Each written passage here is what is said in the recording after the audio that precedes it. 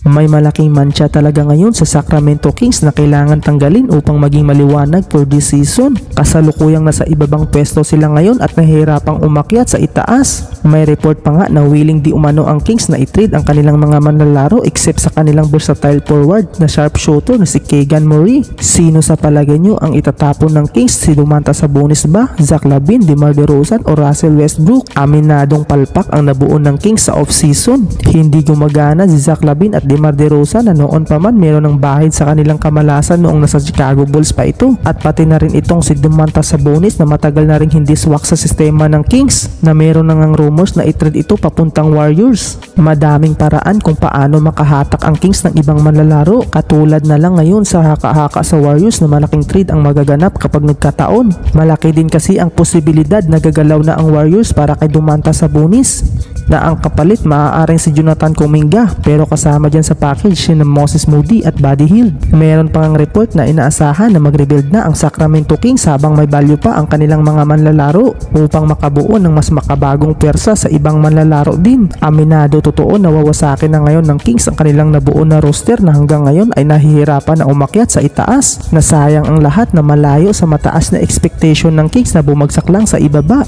Habang nalampasan naman ni Cade Cunningham si Lucas sa usapang MVP sa season na ito. Walang duda kung bakit maingay ngayon ang pangalan ni Cade Cunningham nang dahil yan sa kanyang pangunguna sa East. Dinala niya ang kupunan patungo sa itaas na mayroong sunod-sunod na panalo. Napantayan na nila ang OKC sa West na parehong nasa unahan sa bawat conference. As of now nga, mas lalong uminit ang pangalan ni Cade Cunningham dahil patuloy na umakyat ito sa NBA MVP ranking. Sa ngayon nga ating silipin ang top 5 ngayon para sa MVP award for this season. Una nga dyan syempre ang MVP na si SGA na kung saan patuloy na pinapangunahan ng OKC na sa kanyang 18 games ay nag-a-average ito ng 32.2 points, 6.6 assists at 4.9 rebounds na may kasamang 1.5 steal with 54.3% sa field goal at 41.2% naman sa 3-point area. Ang pangalawa naman itong si Nikola Jokic na halos triple-double ang stats na merong 30.4 points, 13 rebounds at 10.8 assists per game. Ang pangatlo naman ang the Greek Freak na si Giannis Antetokounmpo na merong 31.2 points, 10.8 rebounds at 6.8